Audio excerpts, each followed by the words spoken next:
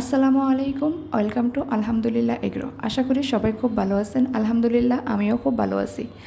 আজ আমাদের খামারে এসেছে নতুন লেয়ার মুরগির বাচ্চা। ইনশাল্লাহ এই ভিডিওতে দেখাবো কিভাবে আমরা বাচ্চা তোলার আগে থেকে শুরু করে খামারে রাখা পর্যন্ত সব কিছু করেছি।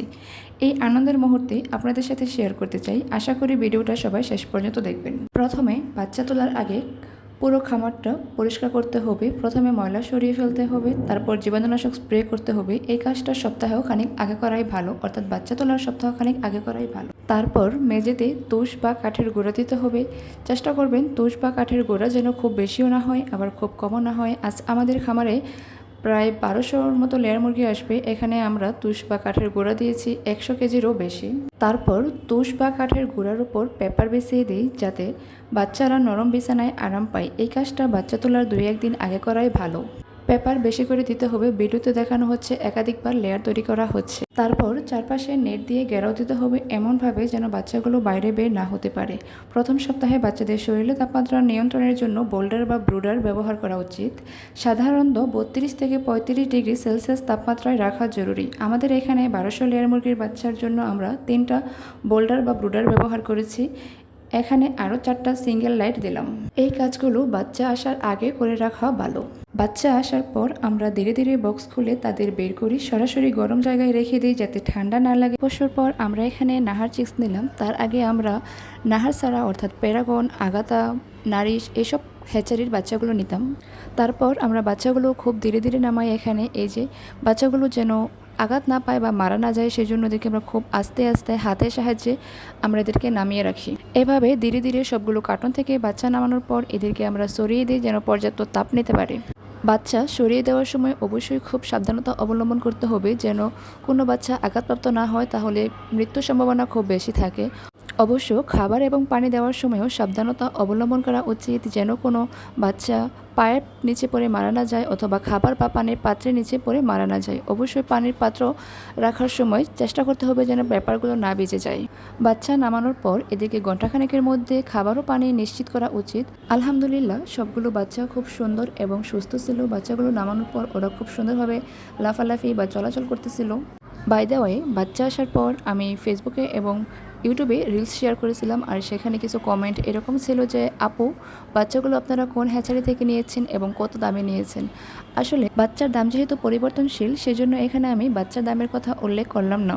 সবগুলো বাচ্চা নামানোর পর এই যে খালি বক্সগুলো খামারের বাহিরে নিয়ে যাওয়া উচিত, অর্থাৎ আমরা এই বক্সগুলোকে কেজি দরে বিক্রি করে দেই। প্রথম দিন বাচ্চারা খেতে চায় না, তাই খাবার পেপারের উপর ছড়িয়ে দিই যাতে তারা ঠোঁট দিয়ে সহজে নিতে পারে। সবগুলো বাচ্চা যেন সহজে খাবারগুলো পেতে পারে, সেজন্য আমরা পুরো খামারে আস্তে আস্তে এভাবে খাবারগুলো ছড়িয়ে দিই। প্রথম দিন আমরা কোনো খাবারের পাত্র ব্যবহার করি না, মুরগিগুলো পেপার থেকেই খাবার খায়। তারপর বাচ্চাকে পানি দিতে হবে, আর পানি দেওয়ার আগে পানির পাত্রগুলো ভালোভাবে পরিষ্কার করে নেওয়া উচিত। আমরা আগেই আরও 3-4 দিন আগেই পানির পাত্রগুলোকে গরম পানি এবং কস্টিক সোডা, সে সাথে ওয়াশিং পাউডার দিয়ে পানির পাত্রগুলোকে পরিষ্কার করে নেই। আর আজকে হালকা করে একটু পানির পাত্রগুলোকে পরিষ্কার করে নেই নর্মাল পানি দিয়ে। তারপর এই যে বাচ্চা মুরগির পানি রেডি করা হচ্ছে, এখানে গ্লুকোজ দিয়ে খাবার পানি তৈরি করা হচ্ছে, যেগুলো মুরগির শরীরের তাপমাত্রা সে সাথে শক্তি যোগান দেয়।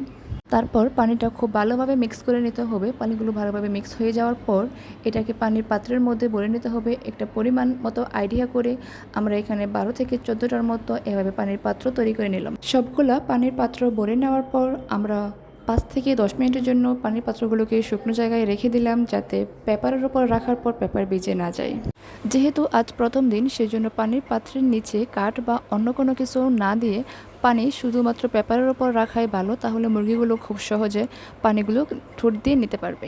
2 থেকে 4 দিন পর বাচ্চাগুলো একটু বড় হয়ে যাওয়ার পর পানির পাত্রের নিচে আপনারা চাইলে কাঠ বা অন্য কোনো কিছু দিয়ে পানির পাত্র রাখতে পারে। সেই সাথে বাচ্চার খাবারের পাত্রগুলো আমরা আগেই পরিষ্কার করে রেখেছি।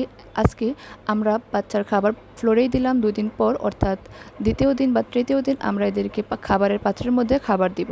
বলে রাখা ভালো যে পেপারের খাবারগুলো খাওয়ার পর আমরা আবারও বারবার খাবারগুলো এভাবে দিয়ে দিব, কিন্তু খাবার দেওয়ার আগে এই পেপারগুলোর উপরই আমরা একাধিক পেপার দিয়ে নতুন করে লেয়ার তৈরি করে দিব। তারপর নতুন পেপারের উপর খাবারগুলো দিব। তারপর এই যে পানির পাত্রগুলো বসিয়ে দিলাম। বাচ্চার খাবারের জন্য বিশেষ স্টার্টার ফিড ব্যবহার করি। প্রতিদিন একাধিকবার খাবার ও পানি দেওয়া উচিত, সেই সাথে এক্সট্রা নজর বাড়িয়ে দেওয়া উচিত। বাচ্চাগুলো বাহিরের বাতাস থেকে রক্ষা করার জন্য, অর্থাৎ তাপমাত্রা বজায় রাখার জন্য আমরা এদের চারপাশে বড় পলিথিন দিয়ে আটকে রাখলাম। খামারে রোগীর ঝুঁকি কমাতে পরিষ্কার পরিচ্ছন্নতার কোনো বিকল্প নেই। বাহিরের পশু পাখি যেন প্রবেশ করতে না পারে বা আক্রমণ করতে না পারে, সেই দিকেও এক্সট্রা খেয়াল রাখতে হবে। ইনশাল্লাহ 18 থেকে 20 সপ্তাহ পর এই ছোট অতিথিরাই আমাদের খামারের ডিম দিয়ে ভরিয়ে দিবে। দোয়া করবেন বাচ্চাগুলো যেন সুস্থভাবে বেড়ে ওঠে। নতুন খামারিদের জন্য বলছি, লেয়ার মুরগির খামার করতে হলে ধৈর্য, পরিশ্রম এবং সঠিক যত্ন নেওয়া খুবই জরুরি। সো বন্ধুরা, আপনারাও চাইলে অল্প পরিসরে শুরু করতে পারেন। আশা করি ভিডিওটি আপনাদের কাজে আসবে। নতুন নতুন খামার সংক্রান্ত টিপস ও অভিজ্ঞতা পেতে আমাদের চ্যানেলটি এখনই সাবস্ক্রাইব করে পাশে থাকুন। ভিডিওটি ভালো লাগলে লাইক দিন, কমেন্টে আপনার মতামত জানান এবং শেয়ার করে অন্যদের জানতেও সাহায্য করুন। দেখা হবে পরবর্তী একটি ভিডিওতে। ততক্ষণ সবাই ভালো থাকুন আর খামারের যত্ন নিন। সো বন্ধুরা, বাই, থ্যাংক ইউ।